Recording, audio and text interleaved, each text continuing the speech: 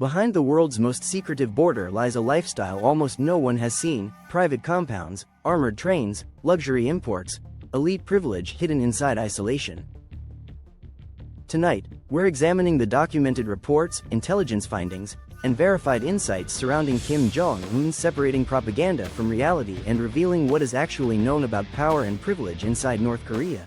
In most countries, wealth is measured through markets, corporate holdings, and public disclosures. In North Korea, power functions differently. As supreme leader, Kim Jong Un holds ultimate authority over the state, military, and ruling Workers' Party. That authority translates into control over national resources rather than personal stock portfolios. North Korea operates under a centralized political system where strategic industries, foreign currency operations, and major infrastructure fall under state command. Analysts widely believe that the leadership maintains access to special funds, often referred to by experts as Office 39 inches operation structures, allegedly linked to foreign currency generation.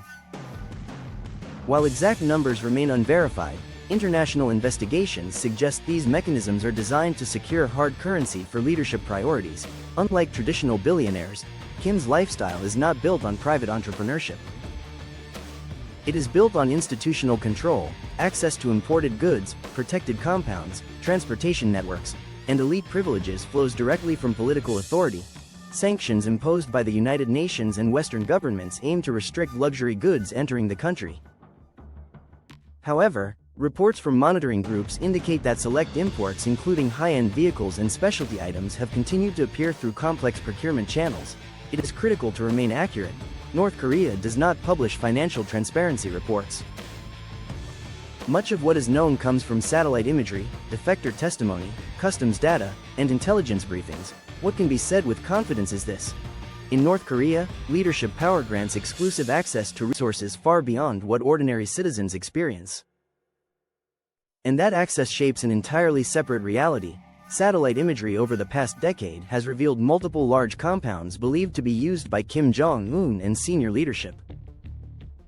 These properties are not marketed, photographed for magazines, or publicly toured. They are guarded, isolated, and strategically placed. One frequently analyzed site is located near Wonsan on North Korea's east coast.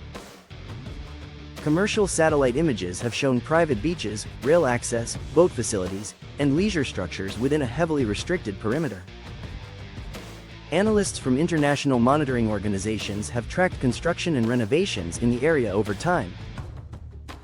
In Pyongyang, several secured residential zones are believed to house top leadership. These areas are protected by layered security checkpoints, restricted airspace, and limited public access. Defectors who once worked in elite circles have described leadership residences as including entertainment halls, private screening rooms, sports facilities, and landscape grounds. However, outside verification is limited due to restricted access.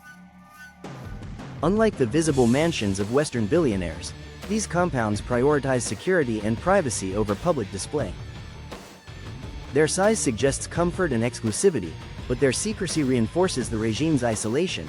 There are also reports of underground escape routes and hardened structures designed for protection during military conflict. While not officially confirmed, such features align with North Korea's heavy focus on defense preparedness. What distinguishes these residences is not luxury, branding it as controlled isolation. They exist as protected environments within one of the world's most restricted nations, and they remain largely unseen by the outside world. Kim Jong Un's transportation choices reflect both security concerns and symbolism. Unlike many world leaders who frequently travel by standard state aircraft, Kim is widely known for using an armored train for international trips. During summits with leaders such as Vladimir Putin and Xi Jinping, Kim arrived via a heavily fortified train believed to include communication systems, secure compartments, and protective reinforcement. The train's use reflects long-standing family tradition. His father and grandfather also relied on rail transport. North Korea does maintain aircraft for official use, including modified Soviet-era planes. However, security analysts suggest rail travel offers tighter control over movement and protection. Inside the country, motorcades often include imported luxury vehicles. Despite sanctions restricting luxury exports, customs data investigations have revealed shipments of high-end automobiles entering North Korea through intermediary routes. Mercedes-Maybach models, for example, have appeared in state media footage. While manufacturers deny direct sales, tracking reports have indicated vehicles were rerouted through third countries. Again, precise ownership details are not publicly available, but visible patterns show access to high-end transport assets uncommon within the general population. Transportation, in this context, serves dual purpose: mobility and projection of authority. Every appearance is calculated. Every arrival sends a message. Various reports from defectors and foreign intelligence assessments have described Kim Jong Un as having access to imported food, beverages, and entertainment. Past investigations have suggested shipments of luxury goods including wine, spirits, and specialty foods entering North Korea despite sanctions. International watchdog groups have documented patterns in customs data indicating continued high-value imports routed. Through complex trade networks, Kim has also publicly attended sporting events and military displays, often emphasizing physical presence and authority. Western educated in Switzerland during his youth, he was reportedly exposed to foreign culture before returning to North Korea. Some defectors have claimed that leadership circles enjoy access to private entertainment facilities and exclusive gatherings. However, it is essential to approach such claims cautiously, as independent verification remains limited. What is clear from state media footage is that leadership ceremonies are designed to project strength, prosperity, and control. Unlike celebrity billionaires who build personal brands online, Kim's image is curated by state-controlled media.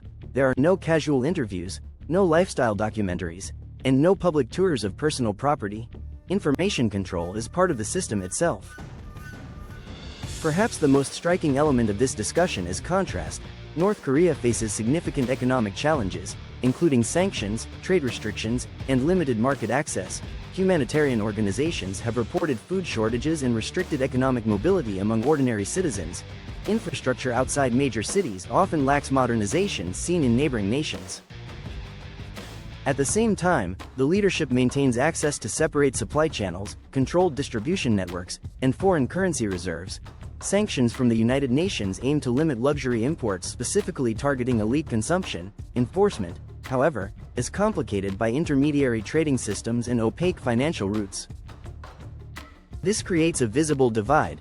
State ceremonies display polished uniforms, grand parades, and controlled prestige, while much of the country operates under economic constraint. Understanding Kim Jong Un's lifestyle requires acknowledging this broader national context. It is not simply about wealth, it is about centralized control in a highly restricted system. The final layer of this story is secrecy itself. North Korea is one of the most information-controlled states in the world. Media access is tightly restricted. Foreign journalists operate under supervision. Internet access is limited domestically. This environment makes financial transparency nearly impossible. Unlike billionaires listed on Forbes rankings, Kim Jong Un's estimated wealth, sometimes speculated to be in the billions, cannot be independently verified. No audited records exist. Instead, analysts rely on satellite imagery. Trade data leaks, defector testimony, and diplomatic intelligence. Secrecy serves both security and narrative control. By limiting information, the leadership controls perception, and perception, in geopolitics, is power. The result is a lifestyle that remains partially visible, partially inferred, and largely shielded, not displayed but deeply protected. Power without transparency, wealth without disclosure, influence without visibility. If you want more deep investigations into hidden leadership lifestyles and global power structures, subscribe now, like this video, and tell me which world leader we uncover next.